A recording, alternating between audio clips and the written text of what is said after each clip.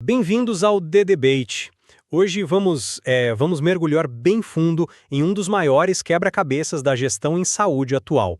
Para os estudantes e os futuros gestores que nos acompanham, imaginem isso como aquele eterno cabo de guerra que acontece todo santo dia nos corredores de qualquer hospital. A famosa dualidade organizacional. O grande choque de mundos, né? Exatamente.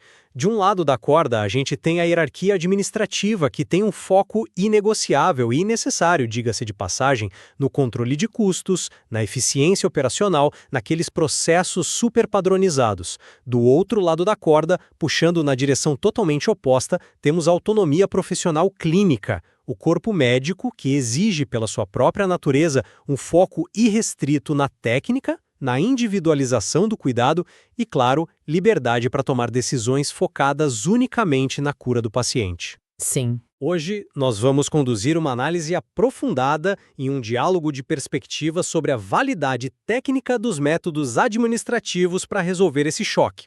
A minha posição aqui é bem clara. Eu estou convicto de que a sustentabilidade de um hospital moderno depende inquestionavelmente da validade técnica da padronização baseada em dados, da automação e principalmente de uma transição pragmática para a saúde baseada em valor. E o meu posicionamento, olha, vai em outra direção. Eu afirmo que a enorme complexidade inerente ao cuidado humano e a imprescindível autonomia médica acabam revelando falhas técnicas profundas nesses modelos de gestão que são excessivamente rígidos. Modelos que, muitas vezes, priorizam o alinhamento perfeito das planilhas em detrimento do desfecho clínico real do paciente. Eu estou bem cautelosa com essa visão puramente exata. Justo. Mas, para começarmos a entender as fundações desse cenário, a gente precisa dar um passo atrás e olhar para a evolução histórica. O hospital contemporâneo, ele deixou definitivamente de ser aquela oficina médica isolada lá do século XIX, focada só na caridade ou naquele ensino em formato de guildas, sabe? Hoje, nós estamos lidando com empresas de altíssima tecnologia. Com certeza. Empresas que operam 24 horas por dia, sob uma incerteza biológica constante, além de um nível de risco assistencial e financeiro absolutamente sem precedentes. Eu concordo que o nível de complexidade técnica e estrutural atingiu um patamar quase corporativo, não tem como negar. Mas a essência do cuidado... Mas é exatamente por causa dessa dimensão corporativa que eu defendo que a gestão hospitalar não permite mais nenhum espaço para o improviso. Ou para aquele famoso achismo. Decisões estratégicas tomadas com base puramente na intuição médica são hoje um risco letal à sobrevivência financeira da instituição. A validade técnica daquilo que a gente chama de tríade da gestão, que engloba um diagnóstico situacional preciso, um planejamento estratégico com previsão orçamentária bem rigorosa e a gestão metodológica da execução, isso é absoluto. Para garantir a sustentabilidade, a gente precisa transformar incerteza em segurança, baseada em dados sólidos. Métodos de controle da administração não são burocracia vazia, eles são o único caminho técnico para manter as portas abertas. Olha, a fundação teórica desse vetor administrativo que você descreveu é muito atraente. Fica lindo num slide de apresentação para os alunos, né? O problema prático surge quando a gente tenta aplicar essa geometria perfeita da administração de empresas, diretamente à biologia humana e ao comportamento orgânico dos médicos. Como assim? A minha contra-argumentação centraliza-se num conceito muito perspicaz no nosso material base, conhecido como Insight Box, a caixa de percepção da rotina clínica. Pensa na realidade nua e crua de um hospital grande. Quem é que toma as decisões que geram quase a totalidade dos custos ali dentro? O corpo clínico, majoritariamente. Exatamente. São os médicos, o médico decide quem interna, o médico prescreve as terapias de altíssimo custo, ele que solicita as ressonâncias magnéticas de urgência às 3 da manhã, ele gira a roda financeira. Mais estruturalmente, esse mesmo médico que gasta os recursos raramente responde à linha hierárquica do diretor financeiro. É verdade, existe uma divisão aí. E tentar engessar esse sistema complexo com métodos industriais de linha de montagem é tecnicamente falho. Vamos pegar a gestão de pessoas como um exemplo clássico. O capital humano, médicos, enfermeiros, técnicos, representa mais de 60% de todo o custo operacional de um hospital. A administração tradicional tenta reduzir esse ecossistema pulsante ao mero cálculo matemático. Você está falando das ferramentas de dimensionamento de equipe, certo? Sim, ferramentas como a escala de Fugu-Lean, que é muito comum na enfermagem. Para quem está nos ouvindo agora e não conhece, pensem na escala de Fugu-Lean como uma fórmula. A administração pega as horas de trabalho disponíveis, divide pelo nível de dependência dos pacientes para descobrir, em tese, quantos enfermeiros precisa no plantão. Na planilha, fecha perfeitamente. Lindo. Mas, na prática, isso ignora completamente a imprevisibilidade de um plantão caótico. Ignora o esgotamento mental, o burnout, e ignora que cuidar de pessoas exige liderança humanizada, não apenas cronometrar tarefas. A grande ironia do hospital moderno é que essa estrutura corporativa, se focar apenas em metas de redução de custo, cria os perigosos silos departamentais. O financeiro não fala com o pronto-socorro, o cuidado fica fragmentado e a saúde do paciente fica ameaçada. Eu vejo de onde vem a sua preocupação e faz sentido.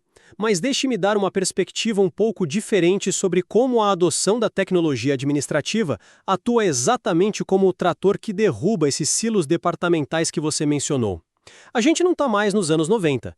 Vamos analisar a validade técnica de conceitos mais modernos. O hospital paperless, por exemplo. O hospital sem papel.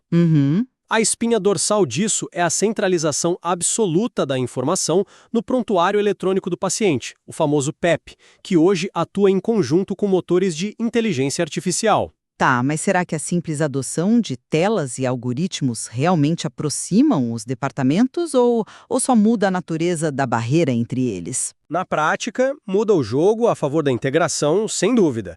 O PEP contemporâneo deixou de ser um simples arquivo de texto gigante, onde o médico digita lá a evolução clínica, ele é o núcleo central de inteligência da instituição. Imagina um cenário. Um paciente chega na emergência e o médico, sem conhecer o histórico completo, tenta prescrever uma medicação super específica. O sistema, na mesma hora, cruza aquela prescrição com os exames de sangue recentes do paciente e lança um pop-up de alerta de risco de toxicidade renal. Certo, um alerta clínico. Exato. E mais do que isso. Quando usamos a IA além do fluxo do PEP em tempo real, conseguimos criar modelos preditivos que dizem ao diretor administrativo: atenção, com base na curva de infecções respiratórias das últimas 48 horas, faltarão leitos de UTI amanhã. Tecnicamente, a TI hospitalar elimina uma camada gigantesca de falhas humanas na comunicação. Ao consolidar esses dados, o gestor não está prendendo o médico, ele está dando a ele um mapa iluminado para tomar a melhor decisão clínica no menor tempo possível. Sinto muito, mas eu simplesmente não compro essa ideia de mapa iluminado. Deixe-me dizer o porquê. Essa premissa de que o prontuário eletrônico e a IA trabalham numa harmonia mágica esbarra violentamente na realidade prática das nossas instituições. Primeiro, a gente tem o gigantesco gargalo da interoperabilidade. Você diz sobre a falta de comunicação entre sistemas diferentes? Exatamente.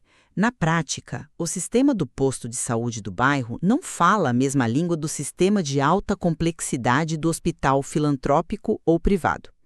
Mas o problema mais grave, e que invalida um pouco essa visão utópica da tecnologia, ocorre bem no coração das finanças hospitalares, o chamado ciclo de receita. Para os alunos que talvez não sejam da área financeira, o ciclo de receita é todo aquele caminho percorrido pelo dinheiro, desde o momento em que o paciente marca a consulta na recepção, passa pelo atendimento, até o dia em que o hospital finalmente consegue receber aquele valor da operadora do plano de saúde. E a tecnologia deveria, teoricamente, facilitar essa jornada da conta, tornando tudo mais fluido. Teoricamente, sim. Mas sabe o que acontece na prática? Uma vírgula fora do lugar, um campo deixado em branco por um médico apressado, epá, a operadora recusa o pagamento. É o que nós chamamos de glosa. E qual costuma ser a reação técnica da administração para evitar as glosas? Eles desenham o PEP não para facilitar a vida do médico, mas para funcionar como uma máquina de faturamento blindada. Para garantir conformidade. Isso, conformidade estrita com normas da operadora, com a LGPD. O resultado? O software se torna um fardo burocrático, cheio de abas de preenchimento obrigatório e alertas que só causam fadiga mental. O profissional de saúde acaba sendo forçado a passar mais tempo digitando freneticamente, olhando para uma tela, do que de fato encostando no paciente, ouvindo e prestando um cuidado humano. A automação mal aplicada sequestra o bem mais precioso do hospital, que é o tempo assistencial. Olha, esse é um ponto excelente. Eu confesso que a fadiga de alertas é um efeito colateral super bem documentado dessas transições digitais. Mas eu estruturaria essa crítica de uma forma bem diferente. Toda essa fricção com as glosas e o excesso de preenchimento obrigatório no ciclo de receita, na verdade, só escancara o quão disfuncional é o nosso modelo financeiro básico de remuneração. E isso pavimenta o meu argumento para a evolução técnica mais importante da gestão atual, a saída dos modelos focados em volume para os modelos focados em valor. Você quer dizer a transição do Fee-for-Service para o Value-Based Healthcare, o VBHC. Precisamente. Vamos traduzir isso para um cenário diário para ficar claro. Imagina um paciente chegando ao pronto-socorro relatando uma dor de cabeça forte. No modelo tradicional de remuneração, o Fee-for-Service, o pagamento é por serviço. O hospital e os médicos são pagos de forma totalmente fragmentada. Eles ganham uma taxa pela triagem, ganham pelo uso da agulha no acesso venoso, pelo exame de sangue e ganham muito, muito mais se decidirem fazer uma tomografia ou internarem esse paciente. Sim, o incentivo é produzir volume. Esse é o incentivo reverso. Financeiramente, o sistema premia o volume de procedimentos. O hospital é incentivado a gastar mais para faturar mais, mesmo que, sei lá, uma consulta clínica de 30 minutos e um analgésico resolvesse um problema. Isso gera um desperdício monstruoso no setor. A implementação técnica da saúde baseada em valor, o VBHC, inverte essa lógica e se prova como método administrativo superior. Mas a transição de um modelo de pagamento por procedimento para um focado no desfecho clínico não é algo trivial. O papel aceita tudo, né? Não é simples de forma alguma, concordo. Mas é tecnicamente necessário para a sobrevivência do setor. O VBHC exige que o hospital seja remunerado pelo desfecho clínico que realmente importa para aquele paciente, considerando o custo investido naquele ciclo específico de cuidado. Ao invés de lucrar fazendo 10 exames desnecessários, a instituição é premiada se curar o paciente mais rápido, com eficiência e sem readmissões. É aqui que os métodos analíticos da administração salvam a instituição. Eles forçam o alinhamento. A sustentabilidade financeira passa a depender intrinsecamente da melhoria genuína da qualidade assistencial, atacando o desperdício na raiz. Eu admito que esse é um argumento bem convincente do ponto de vista da teoria econômica de saúde. É claro que recompensar a cura faz mais sentido do que recompensar, sei lá, o gasto de fardos de algodão. Mas você já considerou a profunda dificuldade técnica e ética de parametrizar esse conceito de valor de forma puramente matemática nas trincheiras de uma UTI? Bom, os dados estruturados dos prontuários que mencionei oferecem a base estatística para criar essas métricas, não? Estatísticas são ótimas em populações homogêneas, mas a biologia, as pessoas, não obedecem a limites estritos. Como a gestão pretende padronizar o desfecho clínico ideal em um paciente geriátrico de 85 anos que chega com pneumonia, mas que já possui um histórico complexo de diabetes, insuficiência cardíaca e demência leve? É um desafio de agrupamento de diagnósticos. É mais que isso. O sucesso para um jovem com pneumonia pode ser uma recuperação rápida para voltar a correr maratonas. O sucesso para aquele paciente geriátrico pode ser apenas conseguir voltar para casa e ter uma noite de sono sem dor. O questionamento que eu trago sobre a validade técnica do VBHC como ferramenta puramente administrativa não é sobre a boa intenção dele, mas sobre o perigo oculto da medição cega. E onde estaria o perigo, já que o objetivo final de ambas as partes aí é evitar que o paciente retorne doente? O perigo mora na pressão brutal pelas métricas. Se você tentar forçar a prática médica orgânica para dentro de caixas de avaliação muito rígidas, você pode, sem querer, estimular uma subutilização sistêmica de recursos vitais. Pensa comigo. Se o administrador pressiona o médico-chefe com relatórios de VBHC para reduzir custos ou melhorar aquele indicador de giro de leito, ou seja, dar altas mais rapidamente para desocupar o quarto para o próximo faturamento, essa busca acelerada pela redução de desperdício pode ferir gravemente as diretrizes internacionais. Você se refere aos protocolos de segurança? Sim, a Organização Mundial da Saúde possui 6 metas internacionais de segurança do paciente. Isso inclui protocolos rígidos contra infecções hospitalares, erros de medicação, risco de quedas. Uma alta precoce motivada por pressões de indicadores financeiros travestidos de busca por eficiência joga a segurança do paciente pela janela. Você não está criando valor, você está maquiando o risco. E o gestor técnico precisa entender isso. Entendo. Eu venho de um ângulo um pouco diferente nessa questão. Eu não sou totalmente convencido por essa linha de raciocínio porque os modelos de qualidade modernos, guiados por administradores profissionais, não são cegos aos protocolos de segurança. Pelo contrário, eles são construídos ao redor deles. Se nós queremos falar sobre como garantir que a busca implacável por eficiência não prejudique a ponta assistencial, a gente tem que analisar a logística hospitalar. É nela que a administração técnica blinda o médico e protege essas 6 metas de segurança que você mencionou muito bem. Ah, então você quer focar no fluxo de materiais agora, a farmácia, por exemplo. Precisamente, a farmácia hospitalar. Ela deixou de ser um mero almoxarifado lá no subsolo com caixas empilhadas para se tornar um centro logístico de altíssima precisão. Quando a gente aplica métodos vindos direto da engenharia de produção, como a dispensação automatizada, vemos uma redução exponencial de erros humanos.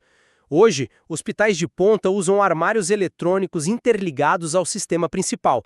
A gaveta só destrava e libera a pílula exata após o enfermeiro bipar a pulseira do paciente e o código de barras do remédio. Sim, a unitarização. Exato.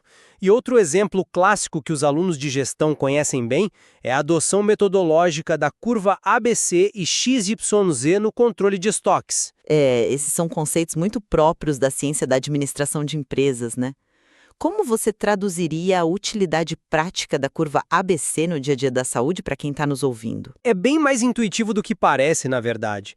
Pensem na despensa da casa de vocês. A curva ABC categoriza os itens pelo peso deles no orçamento e pela rotatividade. O item de curva A é aquele medicamento super caro que consome grande parte da verba do hospital e gera muito rápido. Já a curva XYZ avalia a criticidade clínica. Um antibiótico poderoso de última linha é X, ou seja, é crítico, não pode faltar jamais. Certo. O objetivo técnico do administrador com essas matrizes não é cortar o recurso do médico por maldade. É impedir que um hospital que muitas vezes já está afogado em dívidas congele milhões de reais do seu capital de giro comprando montanhas de gás ou itens de baixíssimo uso, enquanto falta dinheiro para pagar os salários da enfermagem no fim do mês. Essa infraestrutura logística invisível age como a grande fiadora da autonomia clínica. Quando o médico prescreve a terapia para salvar o paciente de uma sepse às 3 da manhã, a ampola está lá. Isso não é mágica, é controle estatístico rigoroso provando seu valor inestimável. Excelente colocação. Eu entendo a defesa brilhante que você faz dessa engenharia toda, de verdade. Mas eu vejo o reflexo prático disso de uma maneira mais cautelosa nas alas do hospital. Eu não discuto os ganhos formidáveis que a bipagem à beira-leito traz contra os erros de medicação. É inegável. Mas eu bato na tecla de que, mesmo operando o armário eletrônico mais moderno do mundo, a figura do administrador ali deve ser puramente a de um mediador e nunca a de um ditador de regras. Mas veja bem, os dados financeiros das matrizes logísticas são objetivos. Qual seria a falha técnica em segui-los à risca? A falha é que a lógica financeira não prevê a exceção. E a medicina por excelência é a ciência da exceção. Ferramentas de engenharia de produção são fantásticas para liberar fluxo de caixa, ótimo, mas a automação logística só é válida e segura num ambiente hospitalar se ela trabalhar totalmente subordinada e alinhada à avaliação da liderança clínica. Vamos voltar ao seu exemplo da classificação de estoques. Um item de curva C e de baixíssima criticidade estatística nas planilhas pode ser um soro específico ou um antídoto para a picada de cobra que quase nunca sai na cidade. Se o analista financeiro olhar apenas para a métrica de não imobilizar capital, ele simplesmente deixa de estocar. O problema é que esse frasco isolado pode ser a única coisa capaz de salvar a vida daquele paciente que dá entrada na emergência uma vez a cada 5 anos. Se a planilha comandar sozinha sem mediação, o paciente morre. Entendo, mas é por isso que existem as comissões multidisciplinares de padronização nos hospitais sérios, onde os próprios médicos aprovam o que entra e o que sai da lista de compras. Sim, e é exatamente aí que as metodologias de qualidade e acreditação hospitalar entram como o verdadeiro ponto de convergência que protege o hospital das suas próprias planilhas. Sistemas de certificação respeitados, como a ONA aqui no Brasil ou a Joint Commission International, a JCI, eles exigem que a instituição trabalhe baseada em ciclos contínuos de melhoria, como o famoso ciclo PDCA, planejar, fazer, checar e agir. Com certeza. Essas acreditações não são só carimbos que o marketing do hospital coloca lá na parede do saguão para atrair cliente. Elas são propulsores de uma mudança cultural que força o engajamento entre a gestão e a clínica.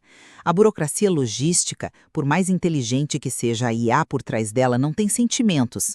Sem essa alma clínica atuando lado a lado na comissão, sem uma gestão que avalie os riscos de perto, a técnica vira um rolo compressor invisível que esmaga o cuidado individualizado. Entendo completamente o seu ponto. E acho que isso nos leva a uma excelente reflexão para consolidar as perspectivas que dissecamos ao longo do nosso debate de hoje. Diante da brutal complexidade e da inflação médica que assombra o setor global de saúde como um todo, fica muito claro para mim que o hospital contemporâneo não tolera mais nenhum tipo de amadorismo. Eu acredito que conseguimos demonstrar como os métodos quantitativos da administração são, de fato, a fundação que mantém o prédio de pé. O planejamento contínuo, as orçamentações anuais, a análise minuciosa de balanços, aliados à implementação de sistemas digitais e métricas de remuneração como VBHC, formam pilares que são indispensáveis. O gestor que aplica o rigor financeiro não é o inimigo que corta recursos da enfermagem ou do médico. Ele é o estrategista que protege e garante a existência do ambiente físico e material necessário para que o cuidado aconteça. A viabilidade econômica é o que assegura que o hospital tem as portas abertas amanhã para continuar salvando vidas. Muito bem colocado. Por outro lado, a minha interpretação de tudo o que debatemos reforça um aviso que acho bem crítico para os alunos e futuros gestores. O hospital, antes de ser um CNPJ, é uma estrutura orgânica, imperfeita e profundamente viva.